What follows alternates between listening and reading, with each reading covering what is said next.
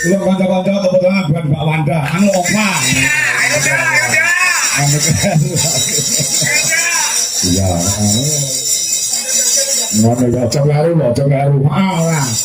Ora bakal karo wong anak-anakku kabeh kok, Nduk. Wah, iya iya ngono ya. Iki sing tak tampilke pisanan iki pancen ora maido nek duweni joget sing kaya ngono mergo iki pancen sarjana seni lulusan seni tari no. Oh, ngono. Ovalika Herlisnata. Oh, ngono ya. Harlis ya, Harlisnata. Ngono. Lahir saka Wonogiri terus digedhekne ana ing Sidoarjo. Lah nek wis mateng banjur neng Solo nganti sayahene. Ya neng Solo sak remuke ya, Mas. Ngono. Kula tak tampilke yang pertama kali mergo untuk apa jenenge kuwi membuat situasi baru dalam sebuah pagelaran no. Oh, ngono. Ora ya. Iya. Membuat situasi baru utawa letupan-letupan baru di pagelaran wayang kulit mergo sing diarani pagelaran wayang kulit saiki iki kudu iso mengikuti kawan perkembangan zamane kepiye nek nganti wayang kulit iki mung gondali pakem kaya dhisik nuwun sewu iki engko suwi ning suwi bakal ditinggal kawan penonton. Oh, ngono ya ya. Iya. Ora beda kaya wayang wong sing ana Sriwedari kae. Wis dolan mrono kes mengalami adaptasi dengan situasi zaman sekarang.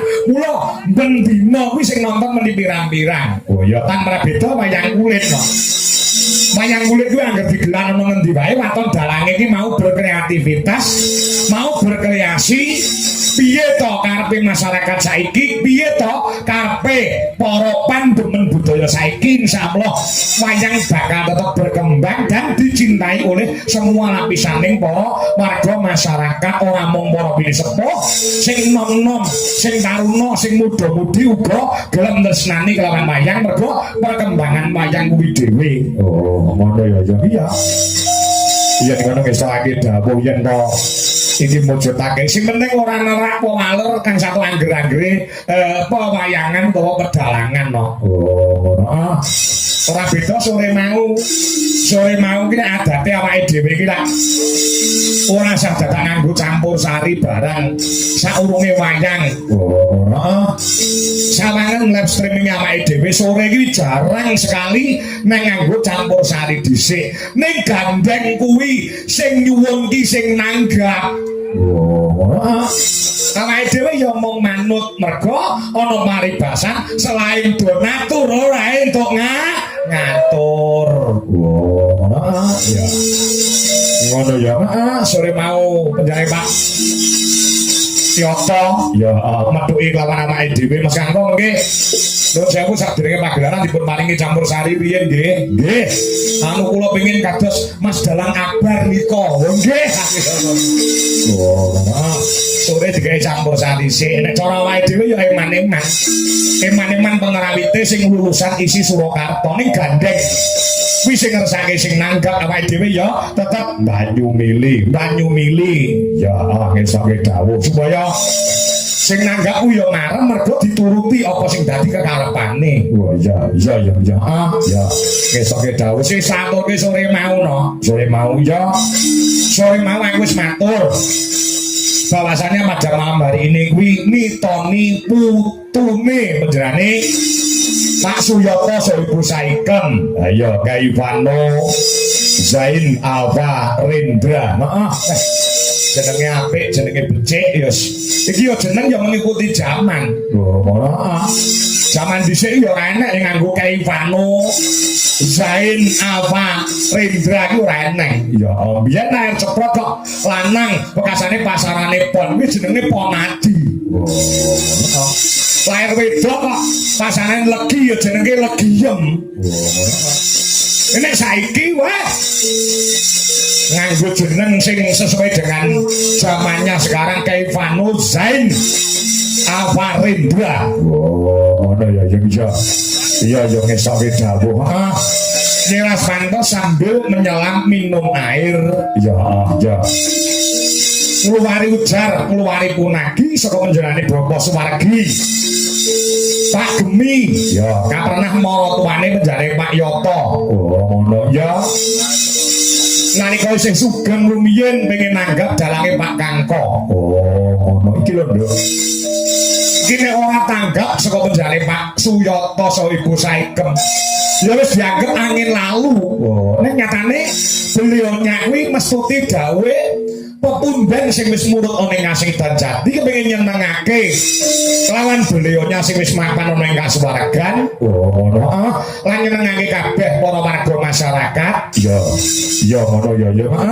Mula bengi iki digelarke wayang kulit sesuai kawan kersane almarhum menjerani Pak Gemi. Ya nggone nalika sugeng biyen kepengin nanggap awake dhewe diwujuti lan menjerani Pak Yoto kawan Bu Saikem. Ya. Digolekne acara kuwi Tedak Siti utawa Pitonan. Oh, adat Jawa ya. Heeh. Tedak Siti ya adat Jawa. Negara liya ora enek sing duweni adat Tedak Siti lho. Oh. Kuwi biasane diperingati bayi sing umure 7 wulan tekan setahun. Kuwi Tedak Siti saka teges apa? Tedak kuwi medun utawa ngidak. Ya, Siti kuwi lemah. Tegese bocah kuwi mulai ajar mlaku. Lho, iki lho, apike wong Jawa dhisik iki lek duweni sanepan sing hebate kaya ngono. Wiwit umur 7 wulan dipengeti Tedak Siti, ya ta? Tedak kuwi melapak utawa medun utawa ngidak, Siti kuwi lemah. Ya, belajar mlaku, ya. Bisa dituntun mlaku sing banter, besok nek wis dewasa, bekasane ingkang dihajati bengi iki anak Mas Kaiveno Zain Alvarendra bisa piguna tumrap nusa kelawan bangsa, bisa bekti kelawan Gusti ingkang karya jagat ngibadahi ora ditinggalake, bekti kelawan wong tuwa sekarone, bekti kelawan Mbah Kakung, Mbah Putri sekarone, bekasane bisa taruna ngungguli bapa mikul dhuwur mendem jero marang asmane wong tuwa, piguna tumrap bebrayan agung mergo api-api wong kuwi nek bisa piguna tumrap bebrayan agung utawa wong akeh wong kuwi api-api nek iso nyenengke wong pirang-pirang. Amin amin ya rabbal alamin. Ya. Lagi bengi ditimbali awake dhewe ngabiyantara sopan saka ngregengake swasana ing dalu menika.